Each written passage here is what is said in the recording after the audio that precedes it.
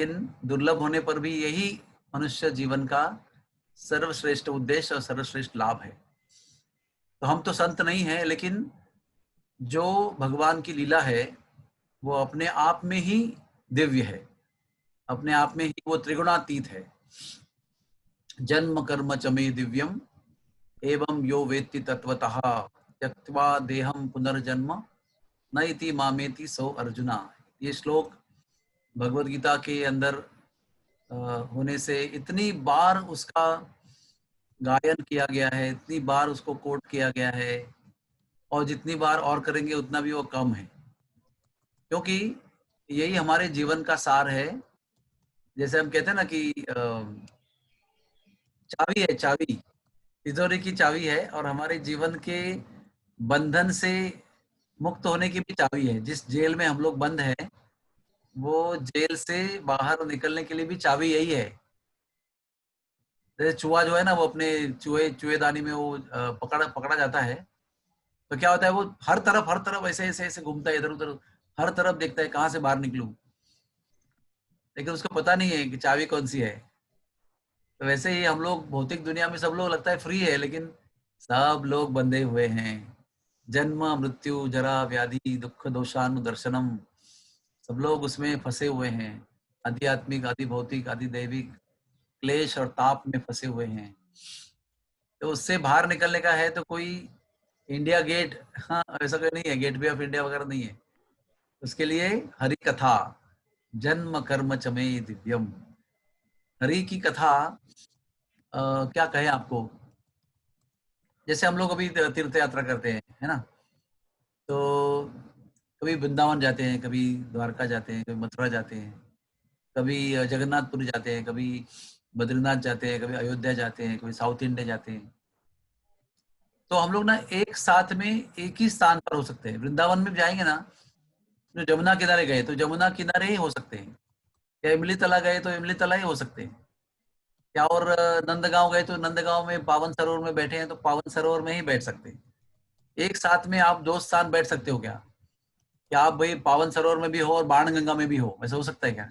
Not possible. लेकिन हरि कथा का महात्म्य ऐसा है कि जहां पर श्री हरि परम पुरुषोत्तम, लीला पुरुषोत्तम भगवान श्री कृष्ण की कथा होती है ना, वो भी प्रामाणिक दिल से होती है। मतलब धंधे के लिए नहीं, व्यवसाय के लिए नहीं, लेकिन प्रामाणिक हृदय से होती है, निस्वार्थ भाव से होती है, प्रेम से होती है, समर्पण से होती है, लगन से होती है। उस स्थान पर जहां पर वो कथा हो रही है, उस स्थान पर विश्व में, भारत में नहीं, विश्व में, ब्रह्मांड में, अनंत ब्रह्मांडों में जितने तीर्थ हैं, वो सब एक ही साथ प्रकट हो जाते हैं। और एक ही साथ में आप अगर कथा में बैठे हो, श्रवण कर रहे हो, और श्रवण करने वालों को भी योग्यता ऐसी होनी चाहिए कि वो एकदम दिलो जान से, तन मन से, एकदम चित्त से, प्राण से, लगन से सुन रहे हैं, तो उन सारे व्यक्तियों को एक साथ सभी तीर्थों में स्नान करने का और संग प्राप्त करने का लाभ होता है। हो सकता है इस जीवन में हम लोग सभी तीर्थ में जा भी नहीं पाएंगे, अभी तो अनंत तीर्थ स्थान बाकी है जहां पर हम लोग गए नहीं है, लेकिन हरि कथा में बैठने से सभी तीर्थों में एक ही साथ भगवान का संग करते हुए स्नान करने का लाभ मिलता है। उसी के साथ साथ आपको क्या बताऊं हरि कथा का महत्व। हरि कथा में नारद मुनि, व्यासदेव, वेद व्यास जी, भारद्वाज मुनि, अंगिरा मुनि, वशिष्ठ मुनि, भारद्वाज और विश्वामित्र मुनि, और हनुमान जी, और विभीषण जी, परशुराम जी महाराज, जितने चिरंजीवी जीव हैं, जितने भगवान के प्रमुख संत हैं, संप्रदाय के आचार्य हैं, हमारे गुरुजन हैं, वो सभी लोग जहां पर हरि कथा होती है वहां पर आके बैठ जाते हैं। इसलिए प्रभुपाद जी कहते थे कि जहां पर हरि कथा होती है ना, अगर कुछ लोग आए भी नहीं तो चलेगा, क्योंकि नारद मुनि आए हैं वहां पर, हनुमान जी आए हैं, वो कथा सुनने के लिए बहुत लालायित रहते हैं, वो आते हैं, और उनके आनंद के लिए कम से कम, ऐसा नहीं कि हम लोग बड़े योग्य हैं और हम लोग उनसे ज्यादा महत्वपूर्ण है और एडवांस्ड है, ऐसा नहीं, लेकिन वो आए हैं, उनकी कथा सुनने की इच्छा है, तो उनकी सेवा के भाव से बड़े उत्साह से कथा सुनानी चाहिए। जैसे अभी आप लोग सब लोग जूम में बैठे हैं, आपकी प्रतिमा देख रहे हैं हम, आपको नहीं देख रहे लेकिन आपकी प्रतिमा को देख रहे हैं, वैसे कि मानो आपको ही देख रहे हैं। तो यहाँ पर सामने तो कोई प्रजा नहीं मेरे सामने बैठी हुई, ऑडियंस नहीं है, लेकिन आप लोग हैं और मुझे पता है कि हनुमान जी भी हैं और वेद व्यास जी भी बैठे हुए हैं जिन्होंने हमको सब कुछ सिखाया है। तो ऐसा ये कथा में सब तीर्थों का वास तो प्राप्त होता है, लेकिन सभी संतों का भी वास प्राप्त होता है। इसलिए कथा सुनना बहुत जरूरी है। उसके साथ में कहा गया है कि श्रीमद् भागवत पुराण 18 पूरे पुराण, 108 उपनिषद, चारों वेद, ये सब वहां पर उपस्थित रहते हैं, क्योंकि वो भी व्यक्ति हैं। वो कोई ग्रंथ रूप में आए हैं, जरूर शब्द रूप में आए हैं, हाँ, नाद ब्रह्म के रूप में आए हैं, लेकिन वो भी व्यक्ति हैं। वो भगवान की उस व्यक्ति रूप, वो उस रूप में सेवा करते हैं वो व्यक्ति, तो वो भी सब उपस्थित रहते हैं। इसलिए जब भी हम कथा में जाते हैं ना, याद रखना इस बात को, कभी भी कथा में सोना नहीं, क्योंकि इतने सारे लोगों के बीच में हम सो, हाउ कैन वी स्लीप, कैसे हम सो सकते हैं? कितना अनादर होगा उन लोगों का जो इतने दूर से, हाँ, इतने दिव्य रूप में आकर बैठे हैं, हमको अपना दिव्यता का संग दे रहे हैं। कैसे? जब भी हम किसी संत को मिलते हैं तो संत की अपनी एक आभा होती है, हाँ, उनका एक प्रभाव क्षेत्र होता है, दिव्य प्रभाव क्षेत्र। और उस प्रभाव क्षेत्र में जो भी आता है ना, वो उनकी दिव्यता का अनुभव करता है। ये हमने हमेशा अनुभव किया। महाराज के पास मिलने जाते हैं तो बहुत प्रश्न लेके जाते हैं कि वे ये प्रश्न पूछेंगे, वो प्रश्न पूछेंगे।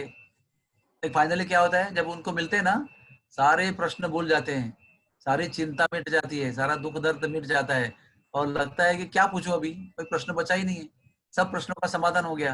ये जादू कैसे हो गया? बहुत सारे प्रश्न थे। और बाहर आएंगे, घर जाएंगे तो फिर दोबारा वो प्रश्न याद आएंगे, अरे ये तो महाराज को पूछा ही नहीं हमने। इसका कारण क्या है? उनके दिव्य प्रभाव क्षेत्र में आप आएंगे ना, तो उस दिव्यता से हम भी प्रभावित हो जाएंगे। और दिव्यता का मतलब क्या है? त्रिगुण के परे जाना। दिव्यता का मतलब है दुखों से, सुखों से, ये द्वंद्व से मुक्त हो जाना। हाँ, त्रैगुण्यो विषया वेदा निस्त्रैगुण्यो भवार्जुना। हाँ, त्रिगुण का जो प्रभाव है उससे हम संतों के संग में मुक्त हो जाते हैं। वैसे ही हरि कथा है। हरि कथा में आते ही हम लोग त्रिगुण से मुक्त हो जाते हैं। अभी आपको मैं एकदम परसों की बात बताता हूँ। हाँ, हमारे गौरांगपुरी प्रभु हमारे बीच में बैठे हैं। मैंने उस दिन भी कहा था, आज भी दोहराना चाहता हूँ, क्योंकि ये सत्य है। ये ऐसा नहीं कि गौरांग प्रिया प्रभु ने कथा की थी, वो तो थे ही, डेफिनेटली उनका वो गौरव है ही।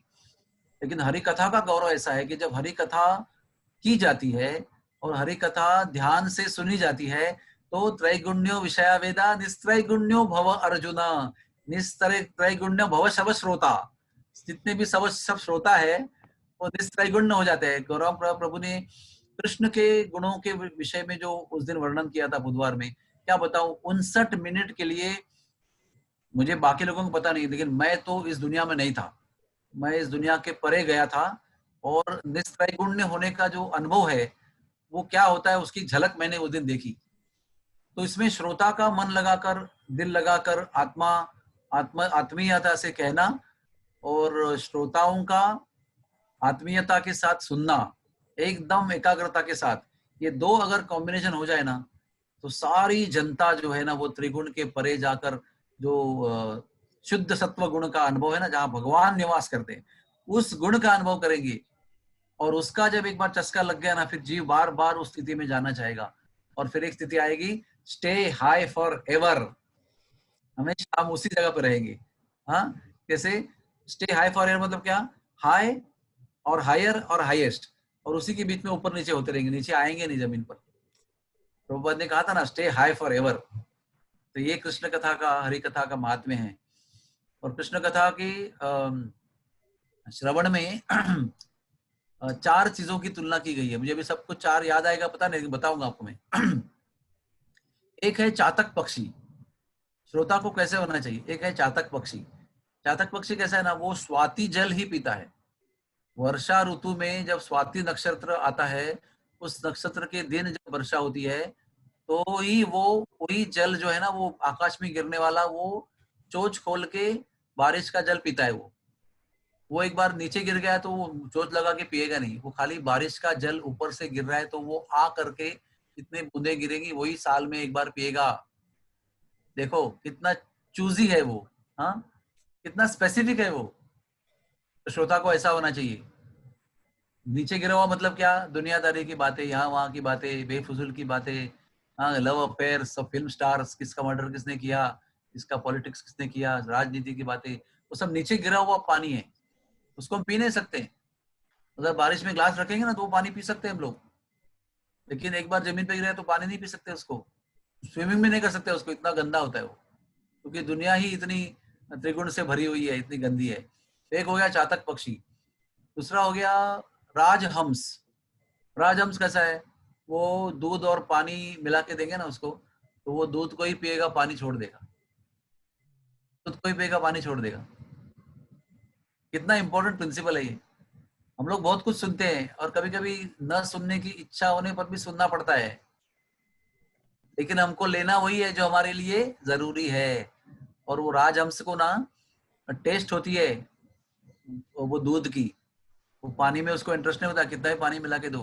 लेकिन कौवा कैसे होता है, आप गुलाब जाम सब जगह रखो, वो जाके कोने में जहां पर सड़ा हुआ अन्न है ना, गटर वाला जो कचरे के डब्बे में गिरा है, वो उसी को खाएगा जाके, और काव काव भी करेगा ऊपर। तो हमें कौवा नहीं बनना है, हमें राजहंस बनने का प्रयास करना है कथा श्रवण में। और तीसरी बात है तोता। तोता का ऐसा गुण होता है, शुक शुक कहते हैं उसको, कि आप जो भी बोलेंगे ना वो उसको दोहराएगा। तो कथा ऐसी सुननी चाहिए कि हम उसको दोहरा सकते हैं। उसके लिए क्या जरूरी है, एक है श्रवण और दूसरा है स्वाध्याय, यानी चिंतन या मनन। जो सुना है उस पर आपको चिंतन करना है। जैसे कि अभी सुना है कि अरे मेडिकल कॉलेज में जाएंगे तो एमबीबीएस बनेंगे, अच्छी बात है बहुत, और हम लोग तो कारपेंटरी पढ़ने जा रहे हैं। लेकिन एक बार सुन लिया तो चिंतन करेगा वो, चिंतन करने के बाद क्या करेगा, उसको व्यवहार में उतारेगा, मतलब अमल करेगा, प्रैक्टिस में लाएगा उसको। और फिर वो एक दिन आपको दिखेगा कि एमबीबीएस कॉलेज में बैठा है, एमबीबीएस पढ़ाई कर रहा है, एक दिन डॉक्टर होकर बाहर निकलेगा। कारण क्या है, उसने उसको इस तरह से सुना है कि उसको वो दोहरा सकता है, ऐसा श्रवण किया है। ऐसा नहीं कि यहाँ पर जब कर रहे हैं, यहाँ पर सुन रहे हैं, बोल रहे हैं ब्रेकफास्ट में क्या होगा, खिचड़ी मिलेगी कि आज राइस चावल मिलेगा, या आज नारियल की बर्फी मिलेगी, या खाली क्या मिलेगा, वो विचार में रहेंगे तो वो शुक जैसा श्रवण नहीं है। शुक ऐसा श्रवण करता है कि जो भी बताया गया है वो उसको दोहराता है। और लास्ट एक जीव का नाम मुझे अभी याद नहीं आ रहा है, लेकिन उसका ये कहना है कि वो जीव, वो खुद सुनेगा और दूसरों को सुनाएगा, खुद का कल्याण करेगा सुनकर, और इतना चिंतन करेगा, इतना मनन करेगा, उसका नोट्स बनाएगा, उसको अपने दिमाग में ढाल देगा, अपने डीएनए आरएनए में बना देगा उसको पूरा तरह से। और फिर क्या करेगा, दुनिया को बताएगा वो। उसका उदाहरण हमारे सुखदेव जी भी हैं, स्वयं सुख का उदाहरण भी है, लेकिन सुखदेव जी वैसे हैं। अरे उन्होंने शिव जी से एक बार भागवत सुना, उसके बाद में उसने व्यास देव से भागवत सुना उन्होंने, उसके बाद दोबारा एक बार सुना, दो बार व्यास देव से सुना, क्योंकि एक बार तो उन्होंने कैलाश में सुना था, फिर भाग गए थे और व्यास देव की माता के मुंह में गए थे, तभी भागवती चल रही थी। फिर वो नहीं आ रहे थे बाहर, तो दोबारा एक बार सुनाया गया उनको, और एक बार निकल गए और लौट के आए, बरहा पीडम नटवर बपू श्लोक सुनकर वापस आए, तो वापस अपने गुरु जी के मतलब पिताजी के आश्रम में आकर पुनः भागवत सुना। और फिर क्या हुआ, उन्होंने ऐसा भागवत सुनाया जो आज तक विश्व में अनंत करोड़ों बार उसको बताया गया है, जो उन्होंने सुनाया, ऐसे मौके पे, ऐसे भाव से, ऐसे करुणा से सुनाया उन्होंने। और एक बात मुझे बताना चाहता हूं आपको मैं, कि सुखदेव जी ये तोता हैं, ये राधा रानी के तोता है, उनका नाम लीला शुक है। तो उनको ना राधा रानी ने और कृष्ण ने कहा कि आप रहो कलयुग में, मतलब दुनिया में रहो आप, और हम करो, गुणगान करो, गुणानुवर्णन करो। तो उनको इच्छा नहीं थी वैसे करने की, उनको लगा था कि इधर क्यों रहना है, I want to go back. तो उन्होंने कहा नहीं नहीं, हमारी इच्छा है कि आप रहो। तो फिर वो शरणागत वत्सल, शरणागत जीव थे वो, तो वो रह गए। तो जब भी कृष्ण ने, राधा रानी ने उनको आदेश दिया कि आपको हमारी कथाएं लोगों को बताना है, तो उन्होंने क्या कहा पता है आपको, उन्होंने कहा कि किसी महात्मा के मुख से मुझे वो सुनना पड़ेगा बिफोर आई टेल एवरीबडी। अभी देखो, जो आई विटनेस है, हाँ, स्वयं साक्षी है वो, कृष्ण राधा की लीलाओं को उन्होंने राधा रानी की उंगली पर बैठ के देखा हुआ है। एकदम नजदीक से, इतना नजदीक तो कोई नहीं हो सकता है। राधा रानी की एक तो दिव्य उंगली है, दिव्य उंगली है, उसके अंदर वो बैठे हुए हैं और वहां से राधा रानी को सुन रहे हैं, वहां पर लीलाओं को देख रहे हैं, हमेशा गोपियों के संग में रहते हैं, राधा कृष्ण के कंपनी में रहते हैं, सब जगह रहते हैं वो। इतना होने पर भी वो क्या कहते हैं कि मुझे किसी महात्मा के मुख से सुनना चाहिए। तब उनको पता चला कि शिव जी उधर कैलाश पे भागवत कर रहे हैं, हरि कथा कर रहे हैं, तो वहां पर जाके सुना उन्होंने। तो कितना जरूरी है ये, महात्माओं के मुख से, हाँ, संतों के मुख से, सुखदेव जी के मुख से, प्रभुपाद जी के मुख से, यानी उनका किताब मतलब उनकी वाणी है ना, उनका मुख ही है वो, उनके मुख से ये सुनना कितना जरूरी है। हम प्रत्यक्ष भी लीला देखेंगे ना तो कोई मतलब नहीं उसका, ये इसका प्रमाण है। सुखदेव जी ने बताया हुआ है कि प्रत्यक्ष में देख नहीं उसका, किसी को बताना है तो मुझे किसी के मुख से दोबारा सुनना पड़ेगा। वही चैनल है, वही मार्ग है, वही रास्ता है जिससे हम लोग उसको ग्रहण कर सकते हैं। तो इसलिए ना, हरि कथा सुनना, हरि कथा सुनने के लिए एक मनोभूमिका तैयार करनी पड़ती है। हरि कथा कोई मनोरंजन नहीं है। हरि कथा केवल मुक्ति प्राप्त है, मुक्ति प्राप्त लाभ है उसका, सेकेंडरी बेनिफिट है उसका। मुक्ति प्राप्त करना, दुख भय से मुक्त होना, मोह से मुक्त होना, ये सब तो नगण्य बातें हैं। लेकिन प्रेम प्राप्ति, प्रेम भक्ति प्राप्त करना, सेवा भाव प्राप्त करना, भगवान के चरणों का आश्रय प्राप्त करना, भगवान की कृपा प्राप्त करना, ये सर्वोच्च लाभ है हरि कथा का। तो ये सब जानते हुए हमको हरि कथा में आना चाहिए। हरि कथा कोई टाइम पास नहीं है कलयुग का, कोई मनोरंजन नहीं है, कोई समय बिताने का अवसर नहीं है। लेकिन समय बिताने के लिए सब सर्वश्रेष्ठ उपाय है, लेकिन समय बिताने के लिए नहीं है वो कृष्ण का प्रेम प्राप्त करने के लिए है, राधा रानी के चरणों का आश्रय प्राप्त करने के लिए। ये हम सब लोगों को पता होना चाहिए। तब जाकर हरि कथा में आप लव मात्र भी देंगे ना तो भी आपकी सर्व सिद्धि होगी। ये भूमिका होगी तब जब हम कहते हैं कि साधु संग साधु संग साधु संग सर्व शास्त्र कोय, लव मात्र साधु संग सर्व सिद्धि होय, जब ये कहते हैं तो उसका अर्थ क्या होता है कि वो लव मात्र कैसा होना चाहिए, इस सारी भूमिका के साथ में होना चाहिए। पूरा हरि कथा का महात्म्य जो है ना हमारे आत्मा में प्रकट होना चाहिए। उस समय हम उसके प्रति जागरूक होना चाहिए। We should be completely aware of that situation.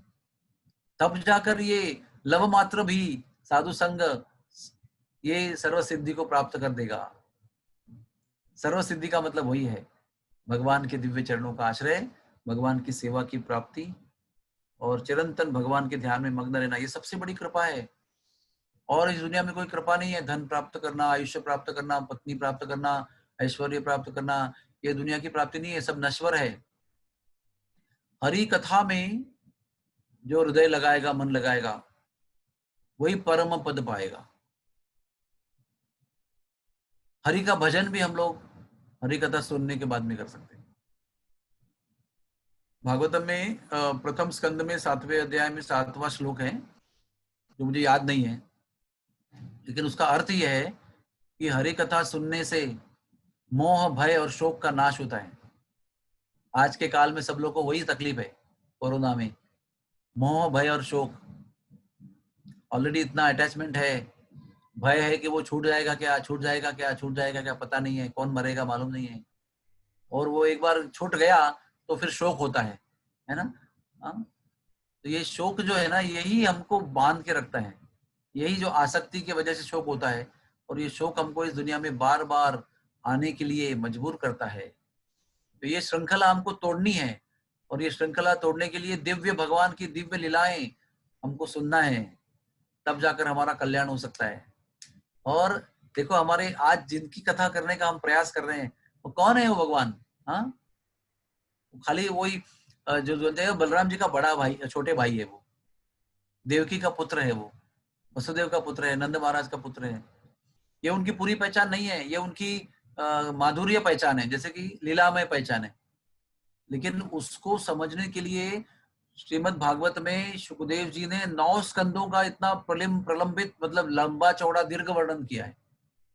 क्यों किया ऐसा? अगर चाहते तो वो सीधा दशम स्कंद ही वर्णन कर लेते, बस खत्म। 7 दिन केवल दशम स्कंद ही बोलो ना, इतना संक्षेप में बोलने की जरूरत क्या है। हर रोज राक्षस आया था उधर कृष्ण को मारने के लिए, लेकिन तो गिने चुने राक्षसों का ही वर्णन किया है उसमें। आते ही पुतना का वर्णन किया, उसके बाद 3 महीने के बाद में शक्टासुर का वर्णन, उसके बाद 1 साल के बाद तृणावर्त का वर्णन किया है, फिर कुछ दिन के बाद में। लेकिन वर्णन यह है कि रोज राक्षस आया करते थे, लेकिन सुखदेव जी के पास समय नहीं था, समय सीमित था, इसलिए उन्होंने कुछ इंपॉर्टेंट राक्षसों का ही वर्णन किया है। तो अगर दशम स्कंद सीधे कहना अगर मुमकिन था तो अच्छा था ना, 7 दिन दशम स्कंद ही सुनते, बड़ी विस्तार में सुनते। जैसे वो नारद मुनि ने बहुलाश्व को सब बताया है कि वो राक्षस पिछले जन्म में कौन कौन थे, उसका पूरा इतिहास, पूतना कौन थी, शक्टासुर कौन था, तृणावर्त कौन था, धेनुकासुर कौन था, सबका पूरा इतिहास बताया है विस्तार में। तो सुखदेव जी ने बताया नहीं है, ऐसा नहीं कि उनको पता नहीं था, लेकिन समय नहीं था उनके पास। तो फिर एडजस्टमेंट करना आसान था ना, शुरू से ही बोल लेते। कंस का अत्याचार से आरंभ होता है ना, पहले पहले चैप्टर का दशम स्कंद का प्रथम चैप्टर का आरंभ कैसे होता है, कंस के अत्याचार से शुरू होता है। तो शुरू से ही करते उसको। 9 स्कंद क्यों बताए, क्योंकि भक्तों के चरित्र सुनने बिना भगवान का चरित्र समझना नामुमकिन है। और उससे भी ऊपर एक बात है, नवम स्कंद में एकदम गिने चुने श्लोकों में रामायण का वर्णन दिया है, और इसमें एक श्लोक ही रामायण भी है। आप कभी रामायण पढ़ लो, भागवत पढ़ लो नवम स्कंद में, जो श्लोक का नंबर याद नहीं है, लेकिन एक श्लोक ऐसा है कि पूरा रामायण सुखदेव जी ने एक ही श्लोक में बता दिया है। अभी आप बोलेंगे इतना समय कम है, इतना टेंशन है, अभी क्या क्या पूरा करना बाकी रह गया, अभी 5वां दिन हो गया है, 2 ही दिन बचे हैं, और वो जो मेन बताना था वो भी लास्ट लास्ट में आ गया है। 5 दिन बेचारा सोया भी नहीं है, खाया भी नहीं है, पिया भी नहीं है, विश्राम भी नहीं किया है, इतना दिमाग कितना सतर्क रहेगा पता नहीं है। अभी 5वें दिन में वो कृष्ण की कथा सुनने के लिए कैसा योग्य रहेगा वो। फिर भी वो कुछ वर्णन कर रहे हैं, कारण क्या उसका, क्योंकि प्रभु रामचंद्र के मर्यादा पुरुषोत्तम के जीवन का अभ्यास या ज्ञान प्राप्त किए बिना कृष्ण की लीला नहीं समझ सकते। मर्यादा पुरुषोत्तम की मर्यादामय जीवन का सार बिना समझे कृष्ण का जीवन समझना नामुमकिन है। इसलिए प्रभु रामचंद्र का उन्होंने कम से कम जिक्र तो किया। कारण इसका यही है, संत लोग बताते हैं कि जो मर्यादा प्रभु राम ने एस्टैब्लिश की, स्थापित की, उस मर्यादाओं को जब तक हम लोग अपने जीवन में नहीं स्थापित करते तब तक कृष्ण की लीला का जो अमृत है ना, वो पूरी तरह समझ नहीं सकते हम। इसलिए वही कृष्ण लीला हमने पहले सुनी थी जब हम नए नए आए थे, वही आज सुन रहे हैं, वो अलग तरीके से हमको समझ में आती है। नए नए पहलू समझ में आते हैं, नए नए साक्षात्कार समझ में आते हैं, नई नई अनुभूतियां होती है, नया नया आकर्षण पैदा होता है। वही लीला है वो, 50 बार सुन चुके हैं। हर बार उसके अंदर नई नई अनुभूतियां, साक्षात्कार, नए नए आनंद का अनुभव होता है।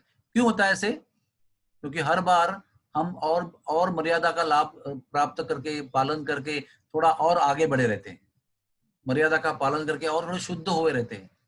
और वो शुद्ध अवस्था में फिर सुनेंगे, फिर आपको और एक लाभ होगा, फिर और आप शुद्ध हो जाएंगे और विरक्त हो जाएंगे, और दुनिया के क्या कहते हैं, दुनियादारी से आप मुक्त हो जाएंगे, तो आपको और समझ में आएगा। इस तरह से ये प्रक्रिया जो है, हरि लीला का महात्म्य समझने की प्रक्रिया जो है, वो जीवन भर चलती रहेगी, अनंत काल तक चलती रहेगी। गौलोक धाम में भी जाएंगे तो वहां पर भी ये कृष्ण की लीलाओं को समझने का प्रक्रिया चलता रहेगा। इसलिए अभी राम मंदिर के शिलान्यास भी हो चुका है, उसका भी यही अर्थ है कि प्रभु राम के द्वारा बताए गए मर्यादाओं का जीवन में उतारना बहुत जरूरी है, क्योंकि तभी उसी क्वालिफिकेशन की वजह से हम कृष्ण को समझे, ये बहुत जरूरी है। अभी देखिए हमारे अनंत शेष को देखिए आप, अनंत शेष जी महाराज, हाँ, रसातल में रहकर सारे ब्रह्मांड को सर पे उठाते। अरे ब्रह्मांड के निर्माण से हरि की लीला का गौरव कर रहे हैं, हरि का गुणानुवाद कर रहे हैं ना, गुणानुवर्णन कर रहे हैं। कहते हैं अभी बहुत सारा बाकी अभी समाप्त नहीं हुआ है, अनंत काल तक अपने हजारों मुख से वो हरि के गुण का, हरि कथा का वर्णन कर रहे हैं। तो कौन है ये हरि? हाँ, थोड़ा विचार करना जरूरी है। इतने पावरफुल व्यक्ति है वो, जिनकी लीला मात्र श्रवण करने से जीव जन्म मृत्यु की श्रृंखला को तोड़कर भगवान के धाम में प्रवेश कर सकता है। त्यक्त्वा देहम पुनर्जन्म न न इति, नहीं हो सकता है। यद गत्वा न निवर्तन्ते तद धामम परमम मम, मेरे धाम में पहुंचाएगा तो वापस लौट के नहीं आएगा। इतनी शक्ति इस हरि कथा में। और सबसे पहले हम हरिनाम को स्वीकार भी नहीं कर सकते हैं। हरि कथा सुनने में पहले आनंद आता है, हम प्रवृत्त हो सकते हैं। आप सीधे किसी को जाके घर में बोलेंगे, ए प्रभु जी एक काम करो, ये माला लो, जप करना शुरू करो, नहीं करेगा वो, 50 प्रश्न पूछेगा आपको। लेकिन हरि कथा सुनेगा ना, उसके बाद में उसके मन में वो परिवर्तन होगा। कहते हैं हरि कथा सुनने से भाग्य का उदय होता है। देखो आज के इस समारंभ हम जो कर रहे हैं ना, ये सबसे अधिक लाभ मेरा है इसमें, ध्यान रखना। क्योंकि ये कथा जब मैं करता हूं तो ऐसा लिखा है शास्त्र में कि सुनने वाले का भाग्य उदय होता है। और आम जनता के भाग्य उदय करने का जो कार्य है वो भगवान को बड़ा प्रिय है। इसलिए कथा करने वाले को भगवान कहते हैं कि साक्षात हरि मुख से मुख से बोलते हैं। ये सत्य है, कि मैं कह रहा हूं इसलिए नहीं कह रहा हूं। कोई भी जब हरि कथा करेगा दिल से, प्रामाणिकता से, निस्वार्थ भावना से, स्वयं हरि उसके मुख से कथा करते हैं, उसको उसके जिह्वा को प्रेरित करते हैं। और उसके मुख से जब भी कथा प्रसारित होती है तो श्रवण यंत्रों के माध्यम से सुनने वाले का भाग्य उदय होता है। और भाग्य उदय मतलब क्या है, उससे इस जंजाल से मुक्त होकर हरि के चरणों में जाने की इच्छा उत्पन्न होती है। इसको भाग्य कहते हैं।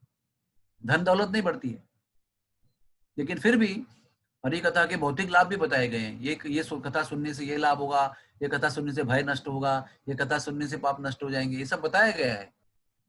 लेकिन उसका प्रमुख लाभ वो नहीं है। प्रमुख लाभ हरि के चरणों की आसक्ति है, हरि के चरणों को प्रति स्नेह है, प्रेम, हाँ, लगन, वो प्राप्त होती है। तो हमारे जो हरि हरि जो हमारे हैं, ये सारे ब्रह्मांड के, सारे अनंत ब्रह्मांडों के, सारे वैकुंठों के, सारे द्वारका, अयोध्या, मथुरा और गौलोक, वृंदावन धाम, इन सारे जितने लोक है, हरिधाम, महेश धाम, देवी धाम, जितने भी धाम है, उस सभी धामों के वो निर्माण करता है। और मोस्ट इंपॉर्टेंट बात यह है, वो कुछ करते ही नहीं है, फिर भी करते हैं। ये मोस्ट इंपॉर्टेंट बात है।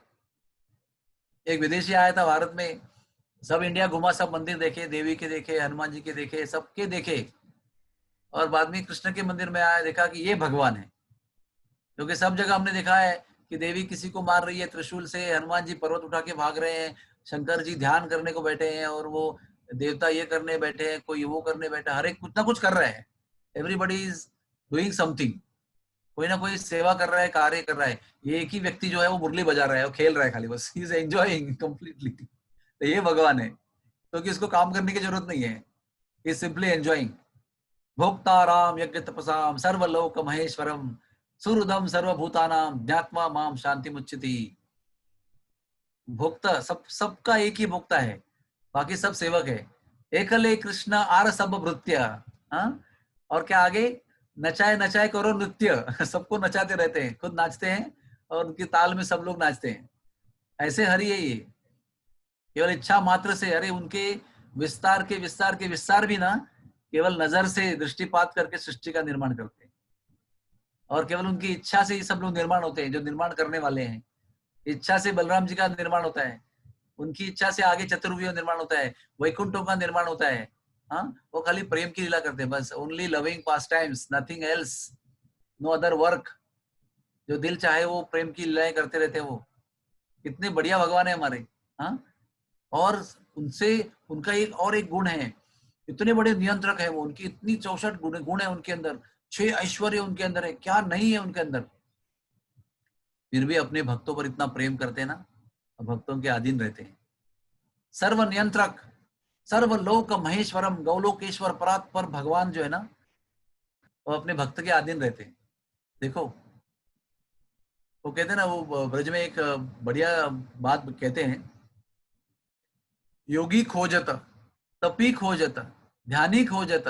हाँ, योगी खोजत, सब लोग खोज रहे हैं उनको, किसी को दिखते नहीं हो। कहते हैं कि उनके 20 नाखून हैं, 10 पैर के 10 हाथ के, है ना। और उन नाखूनों से, एक एक नाखून से अनंत कोटि कोटि प्रकाशमय किरणें निकलती रहती है, दिव्य किरणें, जिस किरणों का स्पर्श होने पर भी जीव उद्धार प्राप्त करता है। बोलते हैं वो अनंत किरणों का अंदर का एक भी किरण उनको प्राप्त नहीं होता है। और वही कृष्ण ब्रज में गोपियां ताली बजाती हैं और वो नृत्य करते हैं, उनको चुल्लू भर छाछ देते हैं हाथ में। चुल्लू भर मतलब मालूम है? चुल्लू चुल्लू किसको कहते हैं? जो दही जमाने के लिए कितना दही आवश्यक होता है, दूध मतलब दही जमाने के लिए उसका बर्तन में लगाते हैं, दही दूध को डालते हैं ना, उसको मराठी में कहते हैं विरजन। वो विरजन मतलब वो क्या कहते हैं उसको, कुछ कहते हैं उसको, वो जमाने के लिए डालते हैं ना, उसके अंदर कितना क्वांटिटी होता है, उसको कहते हैं चुल्लू। चुल्लू भर यानी कि हथेली में कितना आता है उतना। अरे उतना ही देते हैं उसको, ज्यादा नहीं देते, उनके पास मटके भरे पड़े, लेकिन उसको एक ही चुल्लू भर देते हैं। बोलते हैं ये खा लो और नाचो, नहीं तो मोटापा आएगा तुमको ज्यादा, इसलिए थोड़ा थोड़ा खाओ, बहुत बहुत नाचो। तो वो थोड़ा नाच करके दिखाएगा, फिर हाथ आगे करेगा, फिर चुल्लू पर दही देंगे उसको, और फिर वो नाच करेगा, और मांगेगा तो नहीं नहीं थोड़ा और नाच कर, फिर और नाचेगा। आप जान सकते हैं क्या? त्रिलोकेश्वर, हाँ पूर्ण भुवनेश्वर है वो, पूर्ण 14 भुवनेश्वर, अनंत भुवनेश्वर, आध्यात्मिक भुवनेश्वर, भौतिक भुवनेश्वर, सब भुवनेश्वर है। सब कुछ उनका है, लेकिन फिर भी भीख मांग कर चुल्लू भर दही खाने के लिए पृथ्वी पर आते हैं। क्यों? तो प्रेम के भूखे हैं, भक्तों के प्रेम के भूखे हैं वो। और कहते हैं वही भगवान, हाँ जो योगियों को, ध्यानियों को, तपियों को दिखते भी नहीं है, उनको अपनी लटकन मतलब वो बाल की चोटी, वो औरतें दो दो चोटियां ऐसे लगाते हैं ना, उस चोटियों में उनको बांध कर वो लटकर लटक के उनको पकड़ के ले जाते हैं उसको। तो गोपियों के चोटी में उनको वो बांध के रखते हैं कृष्ण को। देखिए, ये उनकी स्वेच्छा है, कोई जबरदस्ती नहीं करते उनको कोई उनके ऊपर, लेकिन वो खुद जाकर अपने भक्तों के लिए ऐसे भाव रखते हैं। प्रभु रामचंद्र ने भी, जब भी वो प्रभु रामचंद्र ने भी अपने जीवन में ये बात को साबित किया है। क्या बात साबित की है? तो विभीषण आए तो उन्होंने बोला कि विभीषण, मैं तुम्हें लंका का राजा बना दूंगा। बढ़िया बात है बहुत। अभी तो कुछ भी नहीं हुआ है, अभी तो लंका भी पार, उधर सेतु भी नहीं बना है, वो पार भी नहीं किया, अभी कुछ नहीं किया अभी तक, बहुत सारा बाकी है। पहले ही ऐलान कर दिया वो तुमको लंका का राजा बना दूंगा, मतलब एज्यूमिंग दैट रावण को भी वध कर दूंगा ऐसे। फिर किसी ने पूछा अरे अगर समझो रावण आया तो? नहीं नहीं, तो प्रभु जी ने कहा कि सबने प्रश्न किया उनको, क्यों आपने विभीषण को लिया? क्योंकि वो तो ऐसे ही है, मतलब वो दूत हो सकते हैं उनके, उनका स्ट्रैटेजी हो सकता है, उनका वो कुछ आइडिया हो सकता है कि अंदर की बात जानकर बाद में हमला करें, दोस्त बनकर आए लेकिन दुश्मन है। तो वो कहते हैं देखो ऐसा है, विभीषण क्या, वो तो ऑनेस्ट है, मतलब सच्चा जीव है वो। अगर रावण भी आएगा ना माफी मांगते हुए, क्षमा मांगते हुए, तो उसको भी मैं शरण दे दूंगा। अच्छा, समझो भी रावण आ गया, समझो उसको पश्चाताप हो गया और वो मतलब विभीषण भी गया, मैं भी जाता हूँ, और आ गया वो, तो फिर उसको क्या दोगे आप? उसने उसका लंका अपने छोटे भाई को दे दिया। तो राम कहते हैं कि मैं उसको मेरी अयोध्या दे दूंगा। अरे, आप उसको अयोध्या दोगे, फिर खुद कहाँ जाओगे, खुद कहाँ रहोगे आप? तो बोलेंगे मैं मेरे भक्तों के हृदय में रहूंगा। देखो कितनी बड़ी बात प्रभु ने की है हमारी, कितनी बड़ी बात की है। प्रभु को कोई इच्छा नहीं है कि अयोध्या का राजा बनूं, लंका का राजा बनूं, वैकुंठ का राजा बनूं, गोलोक का राजा बनूं। वो तो अपने भक्तों के हृदय में रहना चाहते हैं। इसको समझना बहुत जरूरी है कि हमारे भगवान कौन है। इतने ऐश्वर्य संपन्न होने पर कितने प्रेम के भूखे हैं वो। आमतौर पर जो ऐश्वर्य प्राप्त करता है ना व्यक्ति, वो बड़ा घमंडी होता है, वो किसी से मिलता नहीं है, वो लोगों से दूर हो जाता है। जितना धनी बनेगा, जितना ऐश्वर्य संपन्न बनेगा, उसमें उतने संबंध कम होते जाएंगे उसके, वो लोगों को दूर दूर दूर रखेगा, क्योंकि लोग आके उसको अपना उसका ऐश्वर्य का लाभ देना चाहते हैं, इसलिए वो दूर दूर दूर जाएगा। एक कारण ये है, दूसरा कारण ऐश्वर्य घमंड देगा उसको, इसलिए भी दूर जाएगा वो। लेकिन हमारे भगवान जो है ना, वो सर्व ऐश्वर्य पूर्ण है। जितने लोगों का जितना ऐश्वर्य है सब उनका ही है, लेकिन वो बिल्कुल उल्टे हैं। उनके अंदर कोई घमंड है नहीं, वो अपने भक्तों का चाकर बनकर रहते हैं। हाँ, राधा रानी का चाकर बनकर रहते हैं। श्री जी की शरणागति, वृंदावन के स्वामी कृष्ण और चाकर है राधा रानी के, ऐसा भजन है वृंदावन में। श्री जी की शरणागति, वृंदावन के स्वामी कृष्ण चाकर है त्रिभुवन पति, चाकर है त्रिभुवन पति, श्री जी की शरणागति। यानी क्या कहा गया है कि भक्तों के चाकर है कृष्ण, जो उनकी भक्ति करता है उनके स्वेच्छा से चाकर बन जाते हैं। ये हमारे भगवान है, याद रखना। हमारे देश के प्रधानमंत्री, देश के विश्व के अध्यक्ष, अमेरिका के अध्यक्ष जो है ना, वो जनता के चाकर बनने का खाली ऐलान करते हैं, लेकिन बन नहीं सकते वो। लेकिन हमारे भगवान जो है ना, वो वास्तविक रूप में भक्तों के चाकर हैं। जेथे जातो तेथे तू माझा सांगाती, चालविशी हाथी धरुनिया। माने तुकाराम महाराज कहते हैं कि अपने भक्तों को हाथ पकड़ के चलाते हैं, वो संकट से बाहर निकालते हैं, इतना प्रेम करते हैं वो। इस विश्व में जितनी धनी होते हैं ना, वो उतनी भावना से कमजोर हो जाते हैं, भावना के गरीब बन जाते हैं। लेकिन हमारे भगवान जितने ऐश्वर्य संपन्न है, उतने से उतनी भावना से वो धनी है, और भावना के लिए क्या नहीं करते वो। और एक बात भगवान के विषय में, उस अपने भक्तों का प्रेम का अनुभव करने के लिए वो भगवान जो है, वो अपना भगवान का पद छोड़कर वृंदावन में आते हैं। Please remember this. वो अपना ऐंठ जो है ना, वो कि मैं विश्वपति हूँ, विश्व का सर्वोच्च पर्वत पर भगवान हूँ, गोलोकेश्वर हूँ, वो ऐश्वर्य का बर्डन लेके वृंदावन में नहीं आते हैं। यहाँ तक कि इतने प्रेम के भूखे हैं वो सबसे पहले ब्रज में जन्म लेने वाले जितने भी योग्य भक्त हैं, उन सबके, वो तो साक्षात्कारी भक्त हैं, सब परिपूर्ण भक्त हैं, नित्य सिद्ध है, साधना सिद्ध है, कृपा सिद्ध है। वो सब भक्त जो हैं, जो गौ वृंदावन धाम में पृथ्वी पर जन्म लेने योग्य है, उनको वृंदावन धाम में जन्म देने के पहले उनका साक्षात्कार का ये साक्षात्कार जो है कि मैं भगवान हूँ, ये साक्षात्कार, ये ज्ञान वो छीन लेते हैं। जगन मोहिनी माया के माध्यम से इसको हरण कर लेते हैं। फिर वो लोग भूल जाते हैं कि ये भगवान है, और फिर वो उनके साथ जो चाहे व्यवहार करते हैं। उनके कंधे पर चढ़ते हैं, उनको डंडा दिखाते हैं, उनको डांटते हैं, फिर भगवान कांपते हैं, फिर भगवान चोरी करने के लिए फ्री हो जाते हैं, फिर चोरी भी कर लेते हैं। हाँ, दही चोरी करते हैं, दूध चोरी करते हैं, माखन चोरी करते हैं, वस्त्र चोरी करते हैं, दिल चोरी करते हैं, चोर के नाम से मशहूर हो जाते हैं, रण से भाग जाते हैं। ये देखो, कोई प्रॉब्लम नहीं उनको इसमें। लेकिन वो कहते हैं कि वैकुंठ का इतना सारा अनंत वैकुंठ का ऐश्वर्य छोड़कर मैं यहाँ पर छाछ पीने के लिए आया हूँ, चाहे चोरी ही क्यों न करना पड़े, लेकिन मैं यहाँ का छाछ और मक्खन चाहता हूँ। इतनी अद्भुत बात है ये। आपके घर में नरेंद्र मोदी चोरी करके लड्डू खाने आ सकते हैं क्या? जस्ट सोचो आप। यानी कम बिल क्लिंटन या अपना जॉर्ज बुश, और क्या अभी का कौन है वो, डोनाल्ड ट्रंप, वो अमेरिका के घर में जाके लोगों को सैंडविच मांग सकता है क्या? या चोरी करके फ्रिज में से खा सकता है क्या वो? इमेजिन। अरे उसके लिए भावना होनी चाहिए, इतना प्रेम होना चाहिए। भगवान हमारे गौलोक से उतरते हैं, गौलोक से उतरते हैं, ब्रज में आते हैं, पहले लोगों का वो ज्ञान छीन लेते हैं कि भगवान हूँ, फिर उनके घर घर जाकर मक्खन की चोरी करते हैं, दूध की चोरी करते हैं, दही की चोरी करते हैं। क्या बताऊं आपको मैं। ऐसा कोई नहीं कर सकता, केवल हमारे प्रिय भगवान कर सकते हैं। अरे उनका जन्मदिन है, उनकी कथा हम सुनने को आए हैं यहाँ पर, समझना बहुत जरूरी है। देखो, आप अभी छोटी सी कहानी बताता हूँ पहले आपको, एकदम छोटी सी, एकदम 2 मिनट की। वो ये है कि एक बार हमारे बालक कृष्ण जो है ना, वो गोपी के घर जाके दूध दूध चोरी करके पी रहे थे, अकेले में बैठ के आराम से पी रहे थे। तब गोपी वहां पर आई, और वो देखकर बहुत सारी गोपियां आई, और उन्होंने उनको पकड़ना चाहा। तो भगवान ने क्या किया, वो आ रहे हैं देख के क्या किया ना, गटागट गटागट पीना शुरू कर दिया उसको। हाँ, मतलब पूरा पी लेता हूँ एक बार, अभी जाने के पहले, इनके आने के पहले। तो वो अभी जानते हैं ना, अपना भी एक ना गटक गटक करने का एक स्पीड होता है। You just can't put one full pot in 1 second.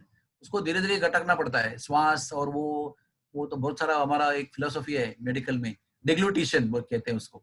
हाँ, कैसे गलने की प्रक्रिया होती है, सांस बंद होती है, फिर हम निकलते हैं, फिर सांस लेते हैं, फिर सांस बंद होती है, फिर निकलते हैं। तो ये टाइम लगता है प्रभु जी शरीर को। तो वो गटागट गटागट पी रहे थे, लेकिन आखिरी में क्या हुआ ना, गुलचा भर लिया उन्होंने। तो उस समय गोपी सामने आई उसकी, बोला अच्छा हुआ आज पकड़ लिया। अरे उसको पता भी नहीं चला क्या किया उसने, वो पूरी पिचकारी उसके मुंह में मार दी उसने। पूरे आंख में नाक में सब पानी हो गया, कुछ धुंधला हो गया, नजर उसकी कुछ दिखाई नहीं पड़ा और भाग गए हमारे कृष्ण। तो गोपी क्या कहती है? गोपी कहती है, आज तुम मेरे मुंह में पिचकारी मारकर भाग जरूर गए हो, लेकिन तुमको मैंने जो दिल में बसाया है वहां से तुम नहीं भाग सकते। बहुत सुंदर एक गीत है उसके अंदर, वो लिखा है कि तुम हमारे हृदय में जो आपको बंद करके रखा है वहां से आप भाग नहीं सकते। चाहे जितना माखन खा के भाग जाओ, हमारा पचका हो जाए यशोदा माता के सामने कंप्लेंट करने समय, कोई प्रॉब्लम नहीं है, लेकिन जो दिल में तुमको बंद कर दिया है वहां से कैसे भागोगे तुम? ये हमारे कृष्ण है। मैं क्या कहना चाहता हूं कि इतने महान व्यक्ति इतने नम्र बनकर, चोर बनकर आते हैं भक्त के घर में। This is very unusual personality. और वो कैसे पर्सनैलिटी है? वही पर्सनैलिटी समय आने पर गोवर्धन को उठाते हैं, वही पर्सनैलिटी समय आने पर धेनुका सॉरी अरिष्टासुर को उठाकर मार देते हैं, पहाड़ जैसे राक्षस को। वही पर्सनैलिटी समय आने पर करोड़ों अनंत अब्जोवधि गोपियां बन जाते हैं, गोपियों के सामने कृष्ण बन जाते हैं और विस्तार करके लीला करते हैं। वही कृष्ण एक समय आने पर वो सिंधु नरेश बिमल के 3 करोड़ कन्याओं के साथ विवाह करते हैं, 3 करोड़ कृष्ण बनकर, और फिर 3 करोड़ कृष्ण बनकर रास भी करते हैं, बिमल कुंड का निर्माण करते हैं। वही खेल खेल में वो रामेश्वर सेतु बंद समुद्र निर्माण करते हैं ब्रज के अंदर।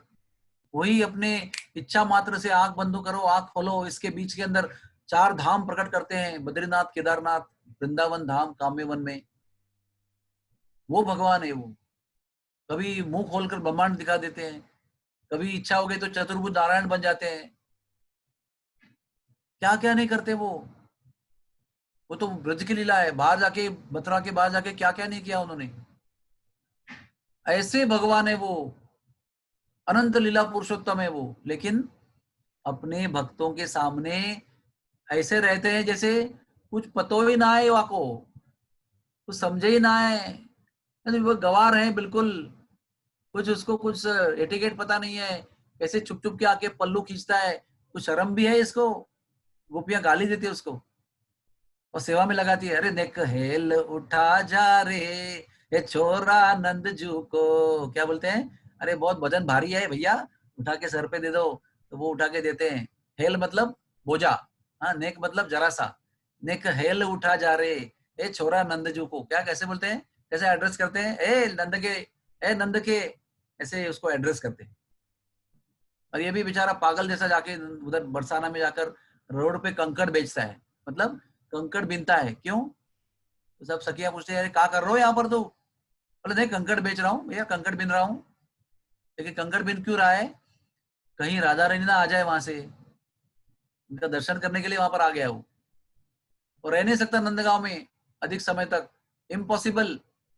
भले उसका एड्रेस नंदगांव का है, नंद भवन में रहता है, लेकिन वहां मिलेगा नहीं आपको वो हमेशा बरसाने की गलियों में घूमता हुआ मिलेगा, पागलों की तरह।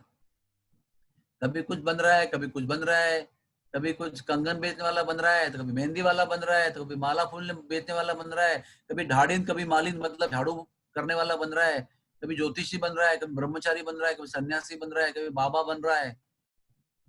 क्यों? क्योंकि प्रेम का भूखा है ना वो। सब प्रेमी वहां बैठे हुए हैं, ये घर में बैठ के क्या करेगा, फिर वहां जाएगा। अपने आप को रोक नहीं पाता है। सर्व नियंत्रण करने वाले भगवान अपने आप को रोक नहीं पाते हैं जब उनको भक्तों की याद आती है उनको। और कैसे दयालु है देखो, द्वारका से गए उधर पंढरपुर में एक भक्त को मिलने के लिए, कृपा करने के लिए। कहाँ से पैदा हो गए उधर असत सभा में द्रौपदी का वस्त्र बन के। कहाँ कहाँ से प्रकट हो जाते हैं भक्तों की रक्षा करने के लिए। हाँ, वो नामदेव के घर पे वो खीर खाते हैं और चोखोबा की गाय गाय हाँकते हैं, जनाबाई के घर में वो चक्की पीसते हैं, क्या क्या नहीं करते हैं। चोखोबाची गुरे हाक दो, हाँ, हाँ नाम अच्छी खीर साक दो। ये गरीब लोग थे बहुत वो, उनके घर जाके उनका जूठन खा रहे हैं। देखो, वो था ना मधुमंगल, अरे वो एक बार ऐसा आ रहा था उधर ग्वाल पोखरा में। तो वो ग्वाल पोखरा में आते आते उसको लगा, अरे बहुत लोग तो चिना झपटी कर रहे हैं यहाँ पर, सबका टिफिन यहाँ से वहां उड़ा रहे हैं, मजा कर रहे हैं बहुत, और मेरे पास लस्सी का पात्र है तो मुझे वो पीना है अकेले को, तो दूर से ही पी रहा है उधर वो। ग्वाल पोखरा में क्या होता है ना, सब डब्बा लेके आते हैं अपना, तो पहले सब ग्वाल वाल अपना इसका छीन उसका उड़ाने का, फिर वो कैच करने का, फिर वो भागने का, ऐसे सब लीला करते हैं। तो ये सीन में थोड़ा मधुमंगल लेट आया और दूर से देख रहा है, सब लोग सबका छीन रहे हैं और किसी को किसका नहीं मिल रहा है, सब हवा में उड़ रहा है, सब भाग रहे हैं इधर उधर। तो मैं नहीं देना चाहता लस्सी मेरी। तो वैसे ही घटाघट घटाघट पी रहा था, उसका भी लिमिटेशन है बेचारा, धीरे धीरे पी रहा है, घटाघट पी रहा है। और तब तक कृष्ण ने देख लिया, अरे देखो मधुमंगल, देखो मनसुखा कैसे कर रहा है। तो सब लोग भागे उसके ऊपर, अरे अकेले लस्सी पी रहा है, हमें नहीं दे रहा है। भागे उसके ऊपर। तो उसने ना ऐसा पूरा गुलचा भर लिया। तो कृष्ण ने जाकर ना 2 गुलचा मार लिया उसके ऊपर, गाल के ऊपर ऐसा गुलचा मार लिया, तो धार निकली उसके मुंह से, और वो कृष्ण ने ऐसे कैच करके पी ली ऐसे मुंह से। क्या ये भगवान है? तो ब्रह्मा भी परेशान है, ये कौन है ये बोलते हैं कि भगवान है, अगासुर को मारा इसने, ये भगवान है। यकीन नहीं हुआ, और आके क्या देखा, अरे वो तो पिचकारी की धार वाली लस्सी पी रहा है, स्पेशल लस्सी। इधर भी भैया के पास नहीं मिलती है, वो कोई दुकान में मिलती नहीं है, स्पेशल लस्सी है, ये पी रहा है वो। ऐसा लीला केवल कृष्ण ही कर सकते हैं, ध्यान रखना इस बात को, और कोई नहीं कर सकता। हाँ, आप अगर सुनेंगे अगर नरसिंह भगवान किसी के घर में आए और फ्रिज खोलकर लस्सी पी रहे हैं, हाँ? ऐसा विचार कर सकते क्या आप? बोलो आप। हाँ, वामन देव आपके घर पे लस्सी पिला दो। यही कृष्ण ही कर सकते हैं। इसलिए कृष्ण लीला पुरुषोत्तम पुरुष है, लीला पुरुषोत्तम है वो, क्योंकि उनके जैसी अद्भुत लीला कोई नहीं कर सकता है। और उनकी लीला अचिंत्य है, उनकी लीलाओं का रहस्य समझना बहुत मुश्किल है। लेकिन संतों की कृपा है, कुछ कुछ हमारे दिमाग में उन्होंने भर दिया है अनुभूति के रूप में। बिना संत की कृपा से कृष्ण को कोई नहीं समझ सकता है।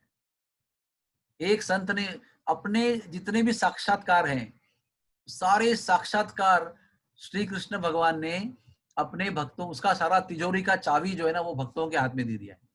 बोलो तुमको जिसको देना है दे दो, और वो भक्त जिसको देना चाहते हैं उसको फ्री में बांटते रहते हैं, खुद भी उसका ठेका रखा नहीं। बोलो, अपने इस इतने बड़े ऐश्वर्य का जो तिजोरी का चाबी है, उसका ठेका भी उन्हें भक्तों को दे दिया है। इतना प्रेम करते हैं भक्त वत्सल भगवान हमारे। और फिर वो भक्त जो है वो किस पर अनन्य कृपा कर देते हैं, उसकी वजह से कृष्ण की अनुभूति थोड़ी थोड़ी क्यों ना हो होने लगती है। तो मैंने थोड़ा सा प्रयास किया आपको समझाने का कि हम किसका बर्थडे मनाने जा रहे हैं, किसकी लीला सुनाने जा रहे हैं, वो कौन है, क्या उसका महात्म्य है, और फिर भी इतना बड़ा महात्म्य होने पर भी कैसे जीता है वो व्यक्ति, ऐसे दिव्य व्यक्ति का जिसके अंदर वो है ना कॉन्ट्राडिक्शन, क्या कहते हैं उसको हिंदी में, विरोधाभास ठस ठस के भरा हुआ है। एकदम extreme, two things are in in him together at one time. एकदम पराकोटि का विरोधाभास जो है वो एक ही व्यक्ति में ठस के भरा हुआ है, वो है हमारे कृष्ण। तो वो कृष्ण जो है, अभी वो सब लोग तो दशम स्कंद की कथा करते हैं, थोड़ा हम लोग आज दशम स्कंद की कथा भी करेंगे, कल भी करेंगे। आज आपको वो गोकुल वाली कथा करेंगे कि यशोदा भी कभी गर्भवती हुई थी, उनके गर्भ में कृष्ण आए थे अलग से। हाँ, उसकी कहानी ऐसे है कि देखो, वो हमारे देवमीढ़ महाराज थे, देवमीढ़ महाराज के 2 पुत्र थे, एक क्षत्रिय पत्नी का पुत्र था शूरसेन, एक वैश्य पत्नी का पुत्र था, वो थे पर्जन्य महाराज। तो पर्जन्य महाराज नंदगांव के राजा बने। वहां पर उनका एक जगह पर है प्रेम तड़ाक तीर्थ, जहाँ पर उन्होंने तपस्या किया था। पर्जन्य महाराज तो अनंत गुणों के सागर थे, बहुत बढ़िया भक्त थे भगवान के वो। लेकिन केशी ने आकर वहां पर बड़ा आतंक मचाया, तो परेशान हो गए। फिर वहां से गोकुल आए, वो शिफ्ट कर दिया उन्होंने, और गोकुल में उनको 5 पुत्र प्राप्त हुए, उपनंद, अभिनंद, नंद महाराज, सन्नंद या सुनंद, या लास्ट वाले नंदन चाचा। ये 5 भाई पुत्र उनको प्राप्त हुए। फिर एक दिन उपनंद बाबा को उन्होंने मुकुट पहनाया, राज मुकुट, उनका राज तिलक कराया। अब निवृत्त होने की इच्छा हुई उनको, राज संन्यास लेने की इच्छा हुई, तो उन्होंने अपने योग्य पुत्र, ज्येष्ठ पुत्र को राजा बना दिया। उसी दिन उपनंद बाबा ने एकदम स्तब्धता फैल गई सब जगह पे, सबको आनंद हुआ, जय जयकार हुआ, और फिर एकदम स्तब्ध हो गए उपनंद बाबा। और प्रेम से नंद बाबा की ओर देखने लगे, निहारने लगे। लोगों को समझ में नहीं आ रहा था क्या उनके मन में है, इतना प्रेम से निहार रहे हैं। उनके नजरों का प्रेम जो है वो सब लोग महसूस कर रहे थे, नंद बाबा भी महसूस कर रहे थे। अचानक वो चलते बने, और चलते चलते जहां पर नंद महाराज थे वहां पर आ गए, और सबको आश्चर्य का धक्का देते हुए उन्होंने अपना मुकुट निकाला और नंद महाराज के सर पर पहनाया। और कहते हैं कि हम में से सबसे योग्य जो है राजा बनने के, वो ये नंद है। इसमें जितनी योग्यता है, इसमें जितने गुण है, वो किसी में नहीं है। इसलिए मैं आज मेरे पिता के सामने, सभी जनता के सामने, सब संतों के सामने ये मुकुट जो है नंद को प्रदान करता हूँ, और नंद को राजा बनने की विनती करता हूँ। नंद बाबा को बहुत संकोच हो गया, अरे मैं तो योग्य नहीं हूँ बाबा, मुझे बड़े भैया दाऊ जी आप ही तो योग्य हो। उन्होंने कहा नहीं, मेरा आपके लिए आदेश है। नंद महाराज कहते हैं कि एक ही शर्त पर मैं ये तुम्हारा मुकुट स्वीकार करूंगा, अगर आप मुझे हमेशा मार्गदर्शन करने का वादा करते हो, और आप ही के निर्देश में, मार्गदर्शन में ये राज्य चलेगा ऐसा वादा करते हो, तो मैं ये मुकुट स्वीकार करूंगा। उन्होंने स्वीकार कर लिया, और नंद बाबा ने फिर राज मुकुट स्वीकार कर लिया। और केवल कहने की बातें नहीं थी, डायलॉग मारने वाली बात नहीं थी। आगे की लीला में आप देखेंगे हर जगह पर नंद महाराज ने अपना राज्य चलाते हुए उपनंद बाबा की सलाह ली है, और सलाह का पालन भी किया है। उसके बाद में वृषभानु, जो मही भानु के बेटे थे, भाई थे वो, लेकिन वृषभानु विशेष थे उसके अंदर। नंद की बहुत अच्छी मैत्री थी, तो नंद की मैत्री थी तो नंद ने विवाह है वो वृषभानु महाराज ने तय किया। तो मेहरानो गांव आप लोगों को पता नहीं होगा शायद, वो नंदगांव के आगे 8 किलोमीटर है, 3 किलोमीटर मेन रास्ते पर है, और राइट टर्न मारेंगे तो 5 किलोमीटर अंदर है। ऐसे नंदगांव से वृंदा कुंड को पार करते हुए 8 किलोमीटर के अंतर पे एक सुंदर सा गांव है मेहराना। और वो मेहराना गांव जो है वो यशोदा देवी का जन्म स्थान है। सुमुख और पटुला देवी, ये उनकी माता पिता का नाम है, सुमुख गोप और पटुला देवी।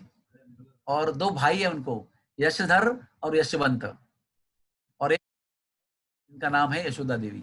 तो सबको यश देने वाली है, बड़ी इतनी वो सुलक्षणी थी कि जहां जहां भी जाती थी वहां पर सबको यश दिलाती थी, इसलिए इसका नाम था यशोदा।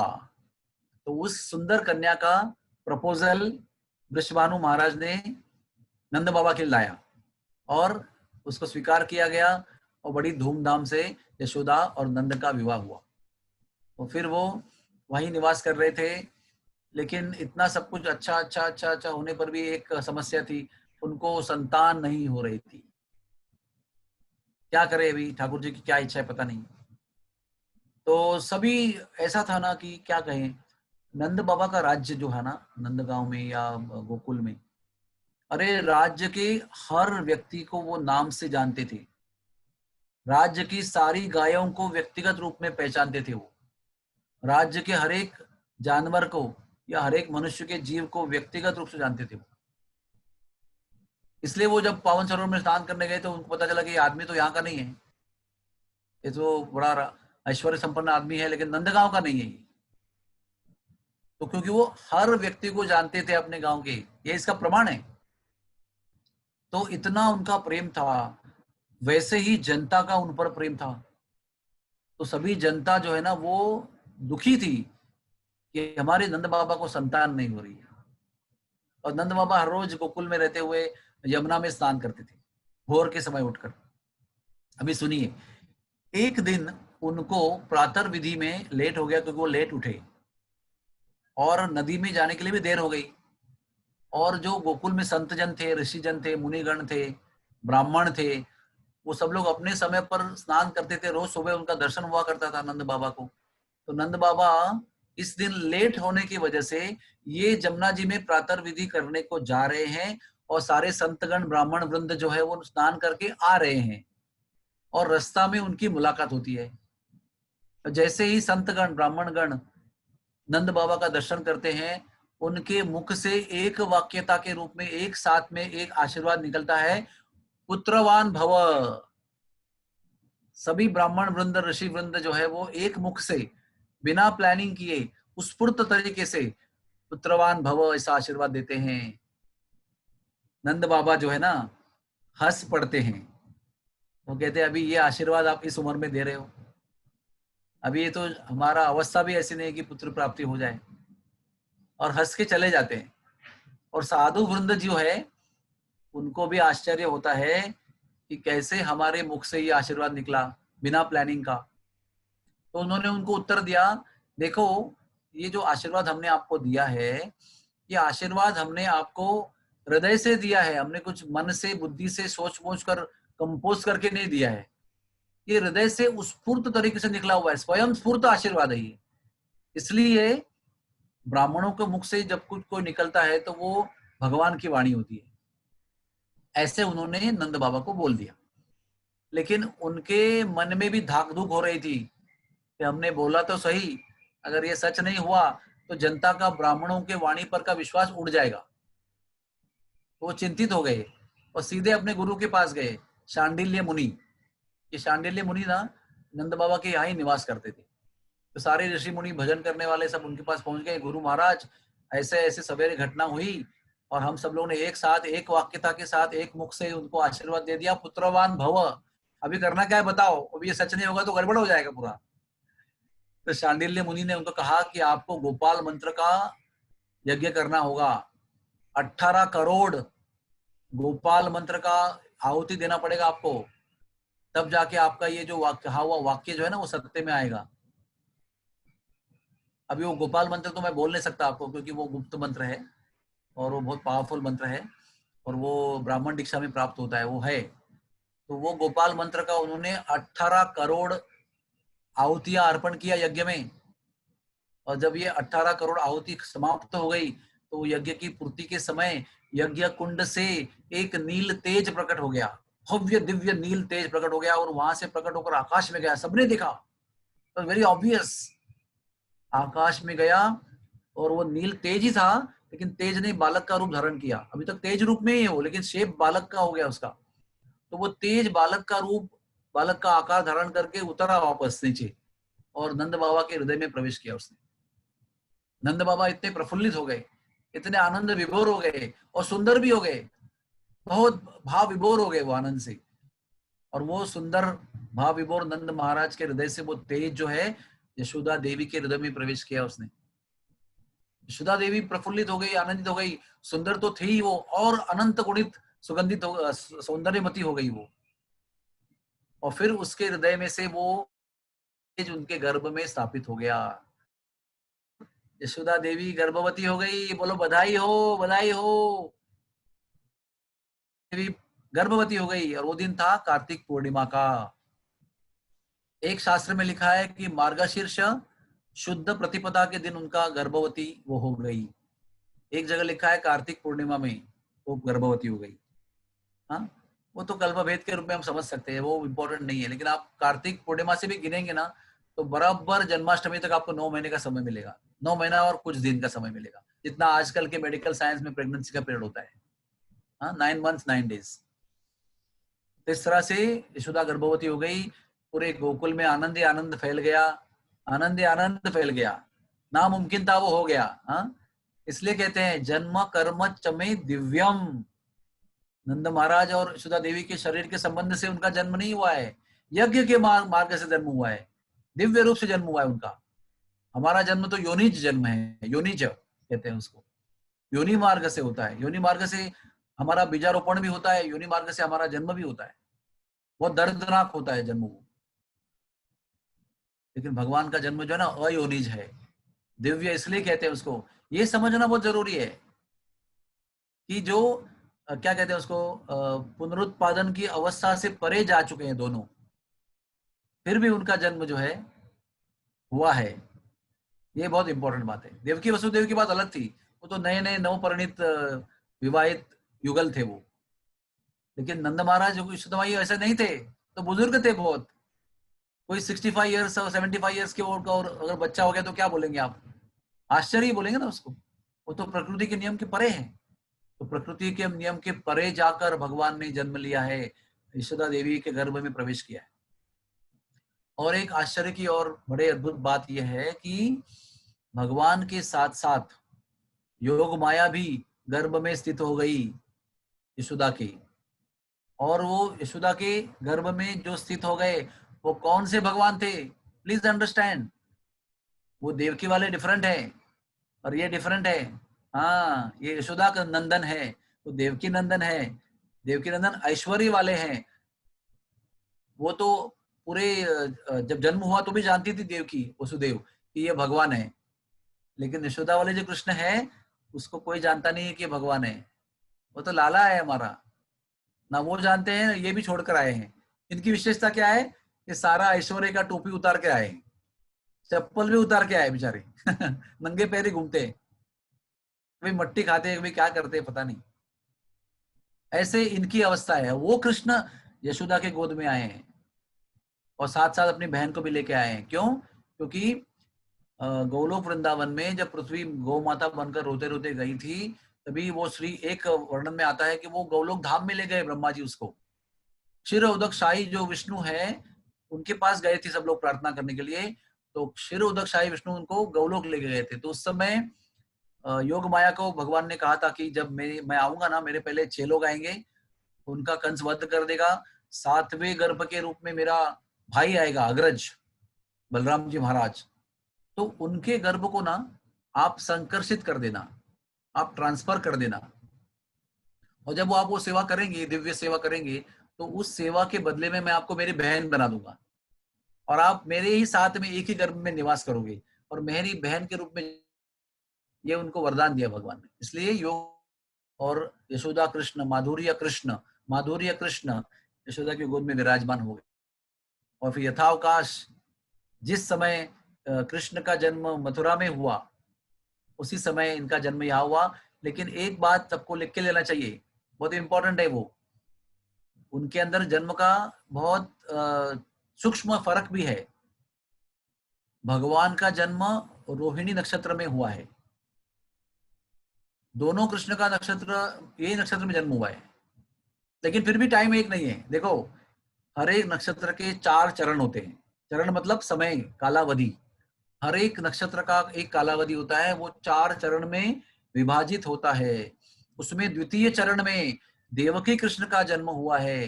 दोनों बीच रात में ही हुए हैं, लेकिन बीच रात में नक्षत्र के द्वितीय चरण के कालावधि में देवकी कृष्ण का जन्म हुआ है। और उसके बाद में जो भी वहां लीला हुई और जो भी टाइम लगा उनको पहुंचते पहुंचते, तो तृतीय चरण में रोहिणी नक्षत्र के यशोदा कृष्ण का जन्म हुआ है। और जब भी यशोदा कृष्ण का जन्म हुआ, तभी जहां जैसे वहां पर योग माया के प्रभाव से सब लोग पहरेदार, सब लोग सो गए थे, इधर गोकुल में भी सब लोग सो गए थे। Everybody was sleeping, nobody was awake. Yashoda Devi को भी पता नहीं था कि क्या हुआ। डिलीवरी तो हो गई, लेकिन वो इतनी थक गई बेचारी, तो उसको योग माया के प्रभाव से निद्रा आ गई। उसने देख भी नहीं पाई वो क्या हुआ है, 1 या 2, she did not know.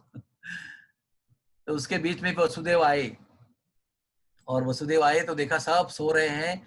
Yashoda की गोद, देखो यशोदा के अंतःपुर में सूतिका गृह में प्रवेश कर गए वो, क्योंकि भगवान की इच्छा है ना। वो वैसा मर्यादा व्यतिक्रम नहीं कर रहे हैं कि भाई किसी स्त्री के डिलीवरी रूम के अंदर जाके प्रवेश कर रहे हैं। यहाँ पर तो भक्ति वेदांत में हम लोग ट्रस्टी होने पर भी डिलीवरी रूम के अंदर प्रवेश नहीं कर सकते हैं। कोई औरत डिलीवर हो रही है तो we can't go and stand there. लेकिन वसुदेव जी क्यों गए? क्योंकि वो भगवान की इच्छा थी, वो भगवान के आदेश के अनुसार गए। सूतिका गृह में प्रवेश किया, गोद में देखा एक बालक सोया हुआ है, एक कन्या सोई हुई है, उनके हाथ में एक बालक है।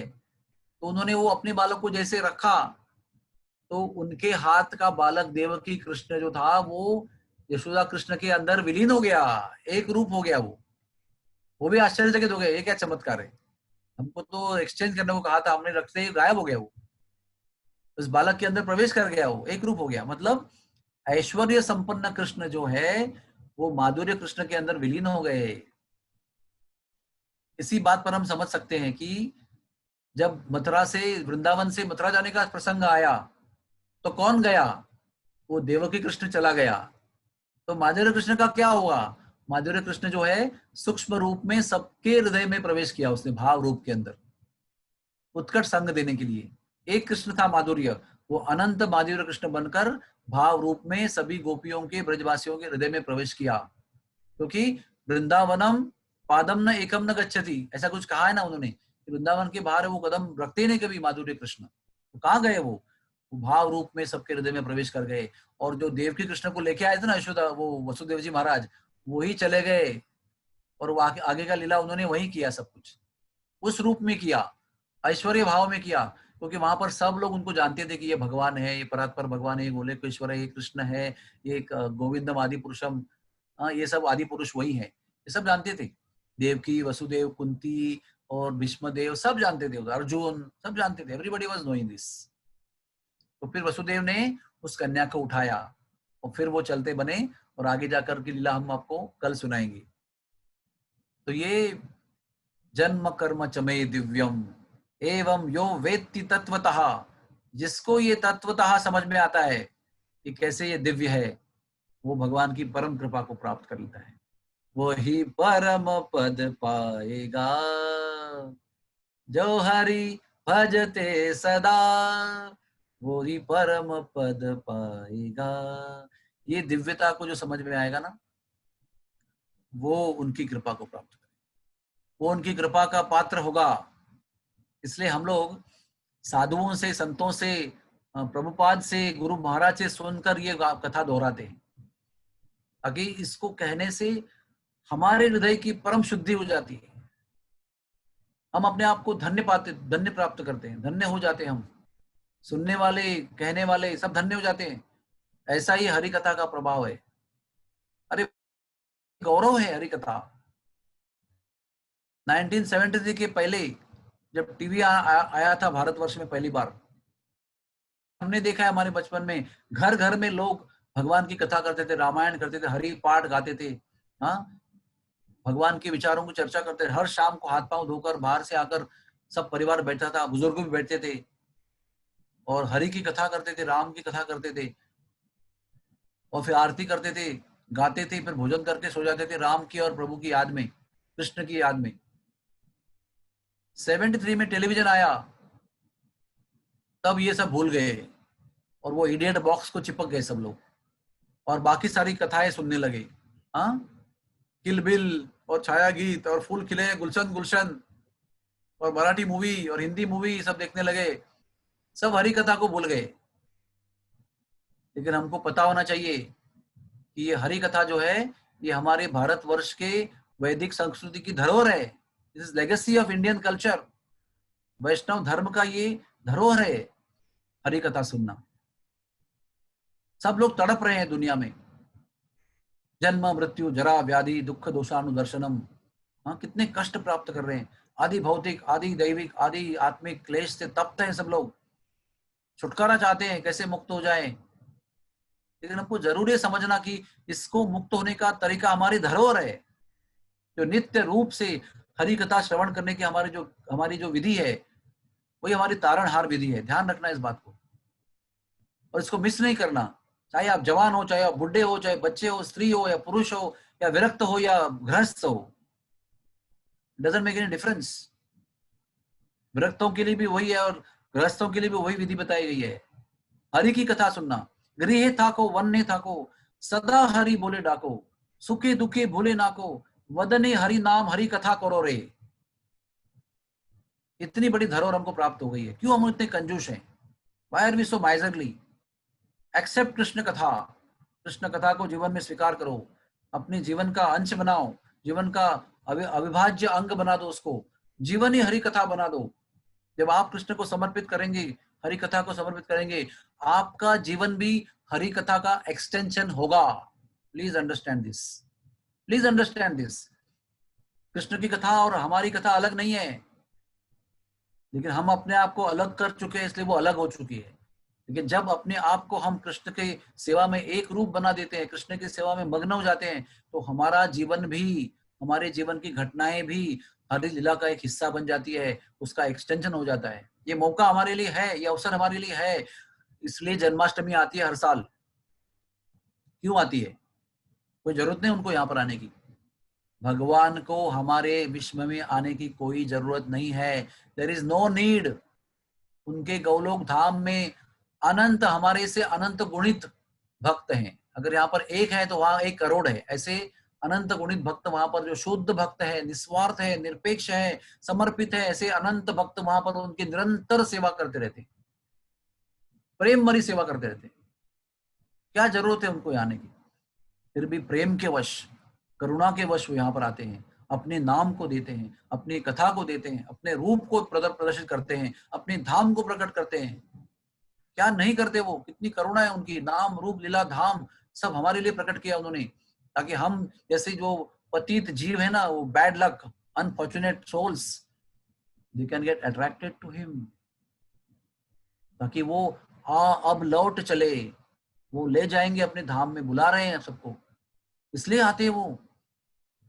तो मैं सब लोगों को ये विनती करता हूं, please please respond, please respond to him, उनको प्रतिसाद दीजिए, उनकी करुणामय कार्य को, उनकी क्रिया को प्रतिसाद दीजिए। Please respond to him by chanting the holy name, उनका नाम का जप करने से, उनकी कथा श्रवण करने से, कथा कथन करने से, उनके विग्रह की पूजा करने से, उनके धाम में निवास करने से आप उनको रिस्पॉन्ड कीजिए, ताकि उनको आनंद प्राप्त हो कि मैंने इतना परिश्रम किया, इतना मैंने यहाँ पर आकर अपना कुछ समय के लिए समय दिया, उससे कुछ जीव मेरे पास आए, भक्त बने, मेरे मेरे अपने बने, वो अपने तो थे ही पहले, अभी बन गए जानबूझकर। तो जन्माष्टमी ये वो उत्सव है जिसमें हम लोग भगवान को उनकी तरफ से की हुई कृपा का प्रतिसाद दे रहे हैं।